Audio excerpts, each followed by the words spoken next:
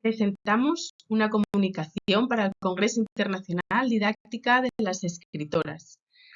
Lleva por título Inés, Joyce y Blake en la Facultad de Educación, aplicaciones didácticas de un texto ilustrado, realizado por Alicia Vara López y Silvia Medina Quintana de la Universidad de Córdoba. Comenzamos haciendo un breve repaso por las aportaciones que pretendemos con esta contribución. De un lado tenemos los discursos misóginos de autores como Rousseau en las obras Emilio o La nueva Eloísa, enmarcadas en el siglo XVIII, frente a las voces disidentes ilustradas de autores como Benito Feijóo o Josefa Amar, donde discutían respecto al papel de las mujeres en el ámbito privado y el modelo del ángel del hogar. Pero, ¿quién es Inés, Joyce y Blake?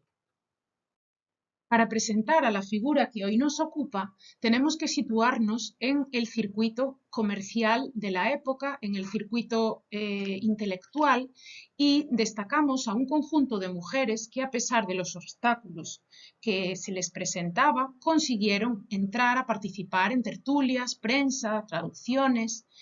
Muchas de ellas procedían de familias burguesas de origen extranjero, y por su aire cosmopolita y moderno, por la facilidad que tenían para acceder a bibliotecas actualizadas, fueron capaces de acceder a un terreno que hasta el momento estaba vedado a las mujeres.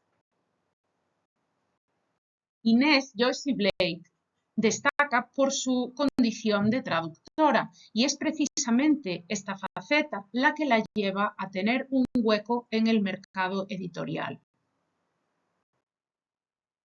Es a partir de esta pieza que tenemos aquí expuesta, El príncipe de Abisinia, una de sus principales traducciones, donde la autora introduce una obra propia por primera vez.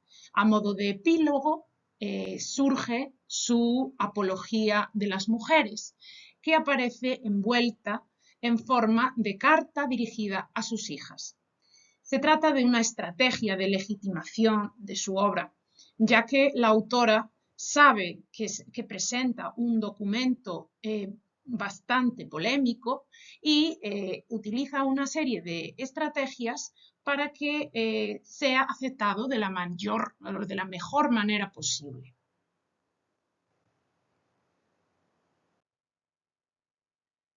La propuesta que traemos es el trabajo de la apología de las mujeres en la Facultad de Educación. Podría trabajar en diferentes grados, como el de educación infantil, educación primaria y educación social, a través de diferentes estrategias didácticas que permitan poner en valor la figura de Inés, Joyce y Blake. En concreto, la propuesta que aquí traemos es una actividad interdisciplinar en cuarto de grado de educación social, realizada entre las asignaturas de educación para el desarrollo y lectura y escritura para la inserción social y el crecimiento personal. Además de ese carácter interdisciplinar, es interesante poner en valor los objetivos de desarrollo sostenible, número 4, educación de calidad, y número 5, igualdad de género, que se trabajan a través de esta intervención.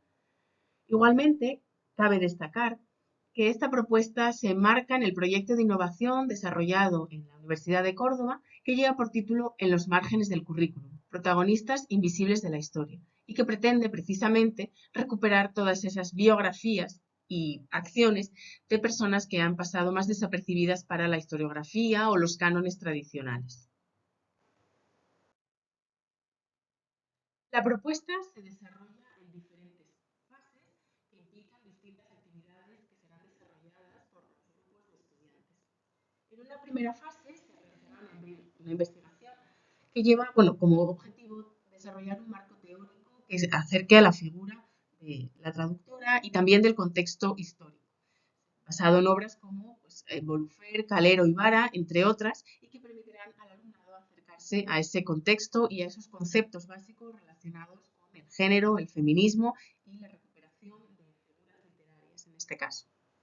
La fase número 2 consiste en la distribución de los textos entre los diferentes grupos de trabajo con el objetivo de realizar un análisis del discurso, por supuesto con perspectiva de género y también con un análisis literario de los recursos expresivos. En una tercera fase, se pedirá al alumnado que desarrolle una campaña consistente en una lectura expresiva de los textos trabajados y también creación de materiales originales, como puede ser una manifestación, una campaña electoral, publicidad o cualquier otra acción que se le ocurra al alumnado. La cuarta fase implica la conexión de las dichas indicaciones de la autora y de la obra analizada con la historia de las mujeres y también con la realidad actual a nivel mundial. Para eso se aportará una bibliografía de cada bloque específica que facilitará esta conexión. Por último, en la fase número 5 se realizará una puesta en común y se hará un cómputo sensorial a nivel sensible entre todas las contribuciones realizadas por el alumnado.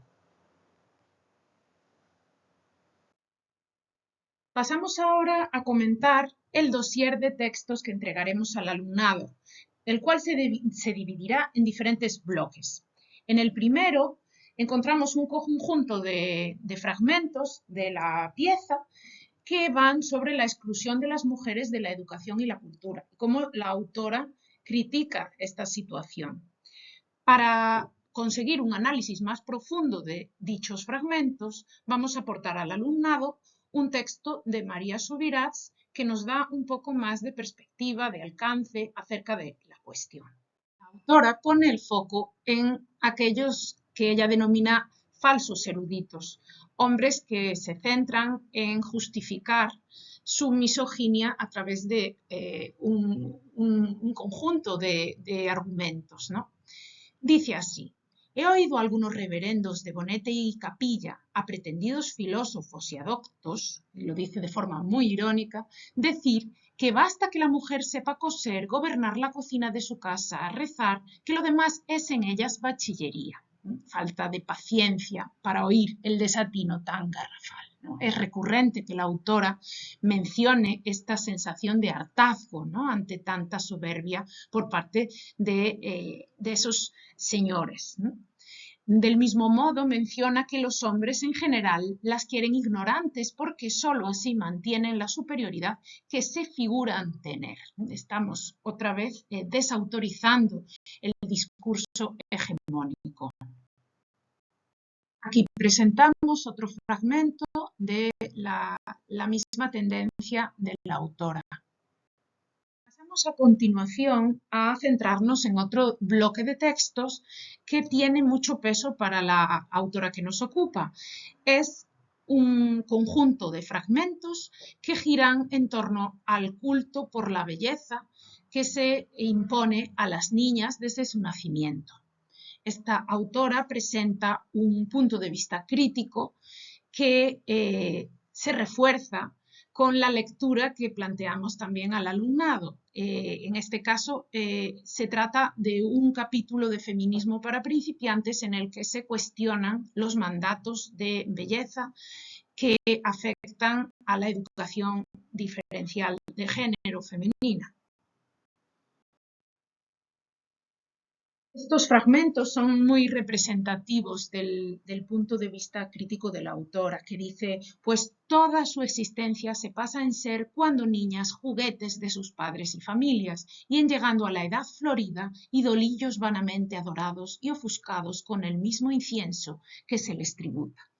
En estos fragmentos se detecta el tono irónico y también la riqueza expresiva de la autora, que utiliza un conjunto de metáforas, de recursos estilísticos destinados a dar fuerza a su discurso.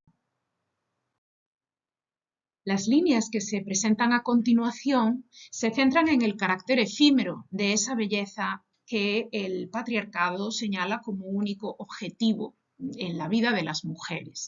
Y la autora pone mucho énfasis en advertir a las niñas y a las mujeres de que, a pesar de sus esfuerzos, llegan días en que por más que les pese, el mundo las desengaña. Ya no ven en los semblantes aquel agrado que causa la vista de una hermosura, ya no oyen celebrar como gracias a aquellas fruslerías, etc.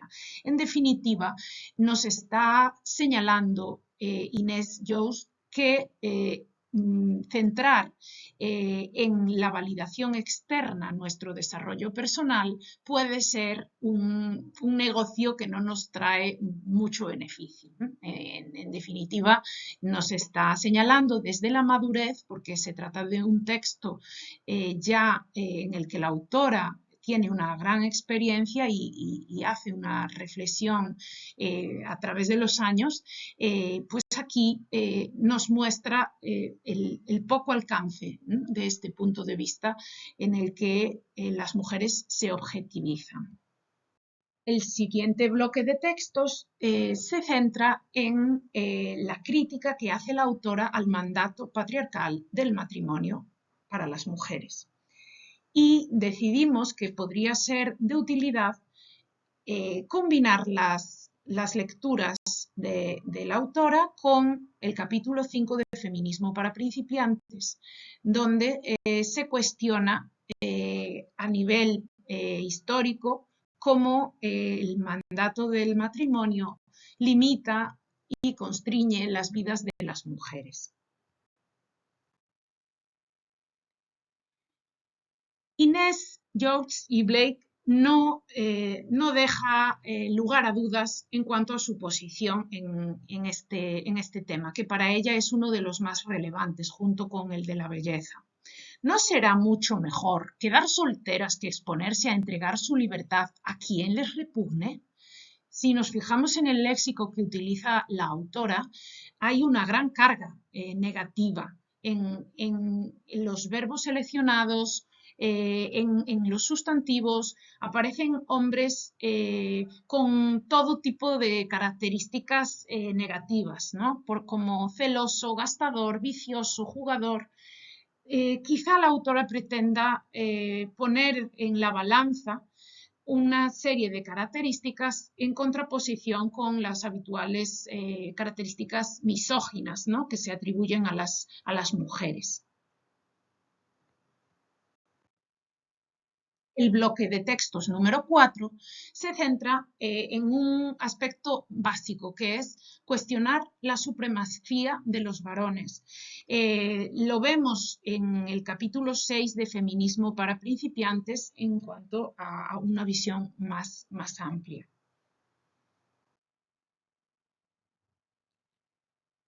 En estos textos básicamente se intenta señalar la injusticia, ¿no?, de este tipo de planteamientos. Nos tratan muchos hombres o como criaturitas destinadas únicamente a su recreo y a servirlos como esclavas o como monstruos engañosos que existen en el mundo para ruina y castigo del género humano. Va orientada la autora a esa polarización, ¿no?, que es bastante habitual en los discursos de la época.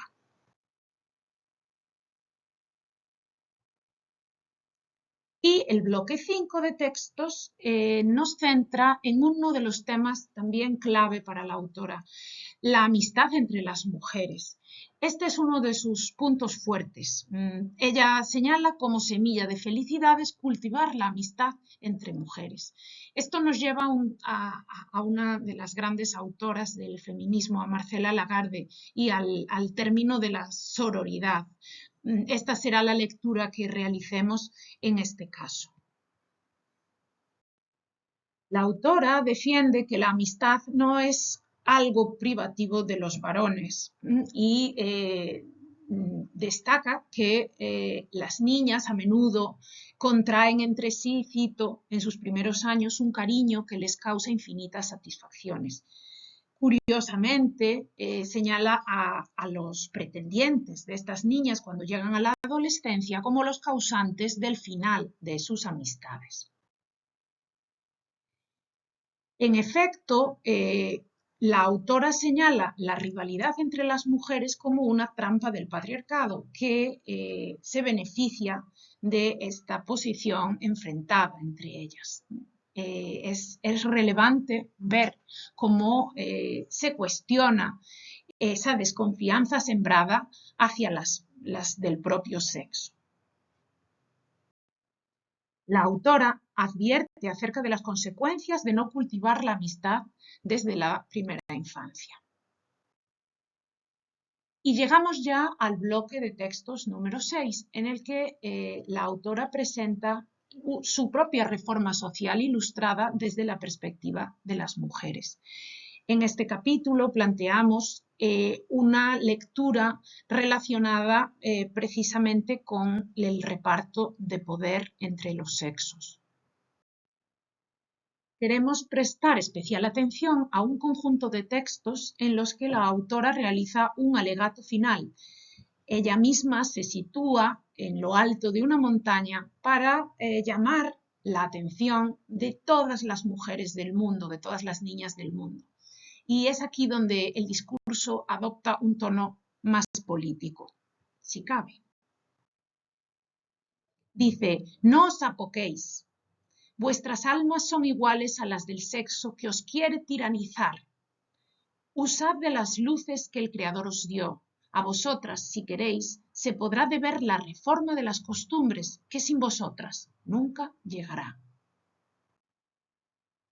Y llegan ahora algunas de las frases que darían lugar a las pancartas de esas campañas, ¿no?, que mencionaba antes Silvia.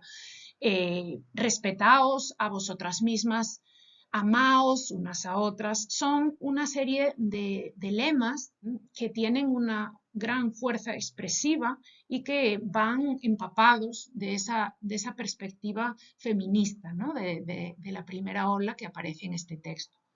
Sois amantes de vuestro sexo, manifestadlo. Manifestad que podéis pasar las horas unas con otras en varias ocupaciones y conversaciones, sin echarlos de menos. En definitiva, está defendiendo un mundo en el que no exista ese androcentrismo, ¿no?, donde las mujeres puedan hablar de sus propios temas y focalizarse en ser protagonistas de sus vidas.